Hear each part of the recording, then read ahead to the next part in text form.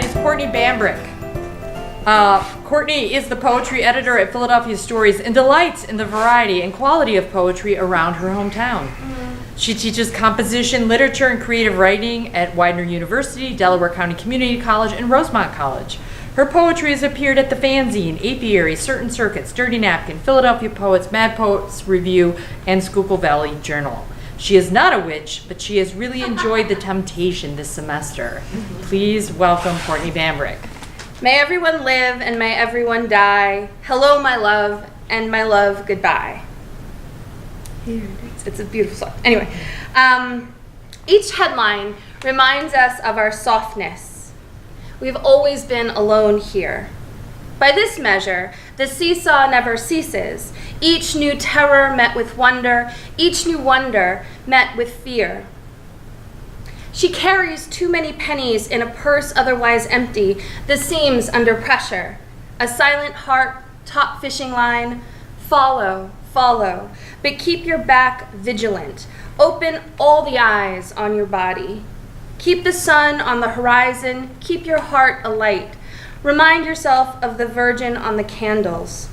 The candle heart, the book of matches, the book of cards, the heart hearth that warms the world.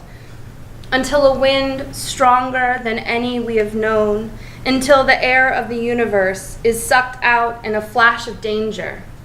Until we forget how to live, forget how to die. I was not prepared for my rape baby's appetite. That small mouth had been fed rejection and still had room for seconds.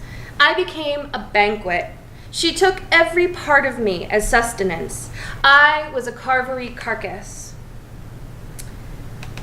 When I was cold, she made sandwiches of me on white bread with cranberry sauce and mayonnaise. She feasted until she grew full and tired. Then she slept.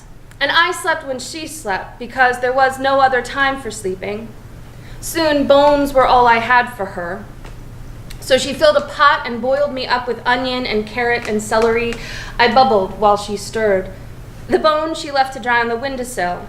And when they were brittle, she broke them and crushed them with a mortar and pestle.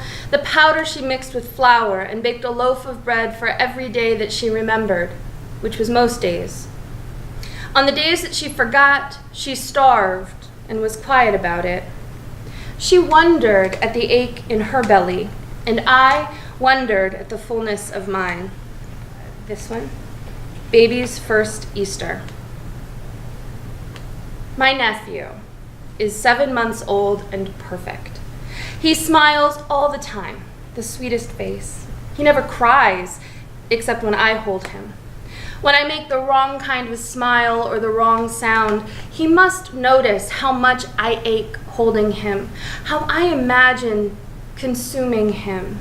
Blind, old, candy-dwelling witch that I am, he can tell that I am barely a nibble from keeping him in a cage, stoking the hearth fire, roasting, and devouring him. When I write, I criticize her inability to be single. Alone isn't always lonely. I say something like this: send the letter before I can scribble it out. Why can't you find some basic companionship with yourself? I sound like a self-help book, like a bookmark or greeting card. I send that too. She writes back with stories about the other women, whatever she's reading, the weather. Her letters to me are shells of something that has died or moved away. I dream too often about her autopsy, the toxicity reports that confirm all of the fears I don't write down, except here. Keep it light. Home is home. She's been reading books about teenage vampires, though she is neither teenager nor vampire. Blood and youth are serious currency. At least that's what I understand. Of course, I understand nothing. I research, then pretend. As ever, she can smell my fear from the opposite corner of Pennsylvania. And I so miss my sister that I think of her never, but when I do, the last chorus of Knockin' on Heaven's Door rings me out. I so miss my sister that I keep scrolling through the motivational, inspirational, religious memes she's tagged on. I keep scrolling past her dead friends' photos and their mother's prayers. I so miss my sister that I taste her name long before I say it. I cushion her name with pauses. I spread her name with butter. I swallow her name like bile. I hate myself for not knowing how to respond, for lacking telepathy, for not picking her up near the zoo at 4 a.m. the time she called, for not using the right slang, for tensing up outside the halfway house. My love is not tough. My love is stupid. It sounds like an after-school special. My love is the first to die in the horror movie, my mouth open, blinking, unbelieving. My love is cannon fodder. She knows this and cuts me out so I don't embarrass my love with its shortcomings. She says, "No, Court, you don't." Never mind. And when all the questions rush the gate, they get stuck and suffocate. No, Court, it's just stop. I fell in love with the gaps in the air left by men who've loved me or almost loved me, but when I chase them down and they turn their real flesh backs around to show their real flesh faces, suddenly their voices grate or their real flesh eyes don't go to the same parts of my face that their absent man eyes once went. I thought about writing a letter to Jim in Waterford. I startled myself with the notion, how dare I? But for a moment I remembered feeling the feeling of distance on my heart. Oh, heart, I thought, how dare you? I get the same feeling touching the letters hidden in books. Still, I don't love him more, just further away. I think I miss my then self more than I miss him. He stopped calling long ago. He only wrote his letters until we had no more to say. He saw me happy and stayed out of it. How dare he? My body is a problem everyone has to solve because they love me. My body is a joke with a disappointing punchline, but you laugh to be nice. My body is a book they told you you'd love, but you don't want to finish. My body is a house in a floodplain. My body is the flag of a nation you can't find on a map. My body is a lake that thinks it's an ocean. My body is an ocean. My body is an off-season amusement park. My body is a prayer in the wrong church. My body is a cardboard taped over a broken pane in a stained glass window. My body is a newspaper page, slightly misaligned. My body is a story you forgot the end of once you reached the middle. My body is half empty. My body is half full. My body is an overwatered houseplant.